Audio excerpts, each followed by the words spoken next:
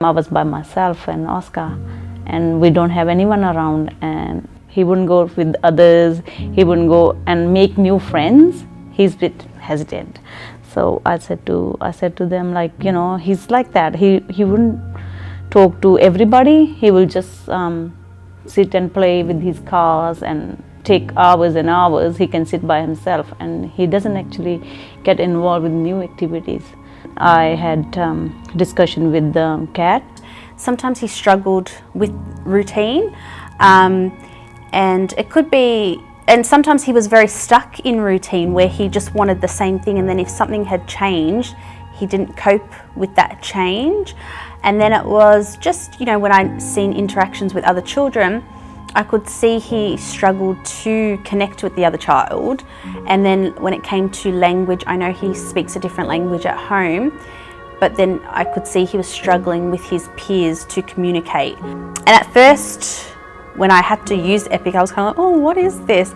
All it was any child that I felt needed a little bit of extra support. You'd fill out some forms, do some observation on children, and then you'd get in contact with Kim, who plays a big part of it, and she's been amazing. I oversee the rollout of our early intervention services program, I guess the operational side of it, ensuring that we're embedding that in our family services, long day care, kindergarten, maternal child health services, and that everyone's on the same page with what we're trying to do. And then she told me, why don't you come on and join the meeting with Jacinta. She's a preschool field officer who comes out and assesses children and talks to the parents. So I'm here to actually help the educators to work with their family. And then I lead the meeting just as a conduit between everyone in the room, ensuring that the conversation is child-focused, that we're really prioritising. It's a bit of a thing to throw around, you know, that the parent is the expert on their own child. We really want to make that real and tangible for parents and for families. Coming here is looking at the teachers and telling them my difficulties and finding the answers, all the answers. It's like making new friends. It's like the best thing. Jacinta's at the stage of assessing Oscar and talking to Mum about whether he is school ready. The really important thing, it's one of the things that really comes out from it, is that the families are able to identify where their child needs support. They're the only way I feel like, you know, helping me through all this difficult time when I was by myself with Oscar. And I wouldn't, because at that time I didn't have anyone. I know Mum's on her own here with Oscar, and you know, so that just led us to do the best we can for Oscar. All I know is these guys are helping me. They're friends to me, actually more than friends. Hi, my name is Meena Rani, and I'm Oscar's mum. And what's your name? Who is this? I'm the Oscar. Oscar! Okay, Oscar! I'll do whatever it takes, you know, for Oscar.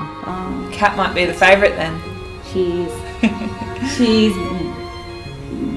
Mummy's favourite as well. Isn't she?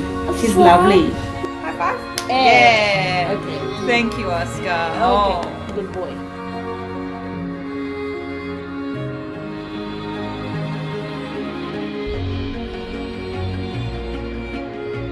Initially, we had some information come through from the Australian Early Childhood Development Census, and what we could see as a result of that information was that there was a number of risks to children in Moonee Valley not reaching their developmental potential. So we had risks that were increasing across a number of different developmental domains, and we had a concern. So we felt a level of responsibility to really support these children and these families to reach their potential.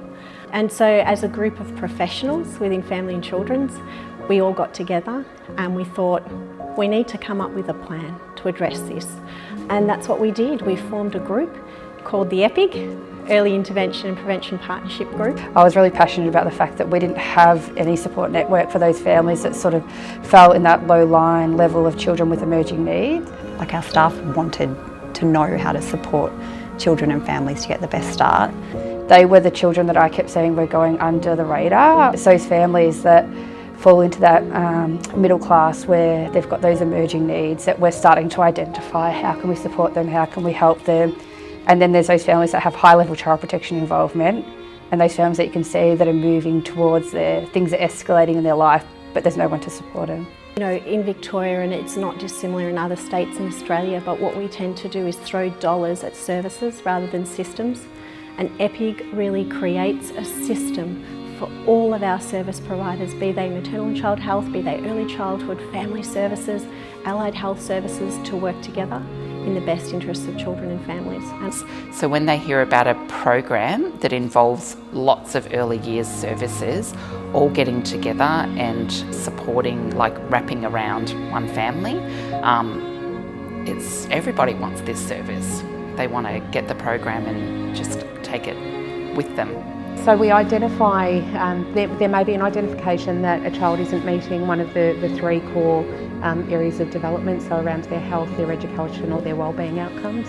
So this doesn't necessarily mean that a child might have a diagnosed disability, say autism or Down syndrome. It could be that they've been observed within an early childhood environment as being quite overly anxious. So the educator might have a chat to first the Eippg the Early Intervention Services leader who facilitates the program, and then talk with the parents as well. And then we set up what we call a team around the family, and that can combine any number of professionals that are involved or may need to be involved in supporting that child moving forward and the family.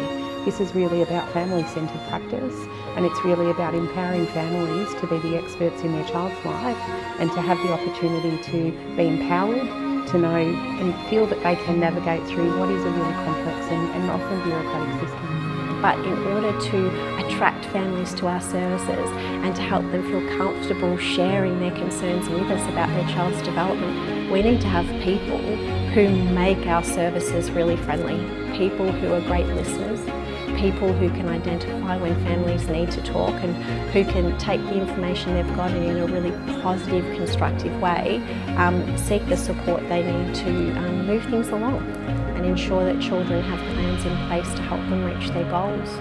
So, you know, the staff group who've really embraced the Eippg, you know, we owe them a great deal of thanks because their work has been instrumental in being able to move this along, and it's so important. We now have families who are receiving a level of support that they have not received before. We're now seeing families who, where once upon a time, might have had to repeat their story over and over and over to a range of professionals, who now get to come in, have a lead worker that's their point of contact, tell their story once, and know that they will get all of the support that they need around them and their child to ensure that their needs can be met.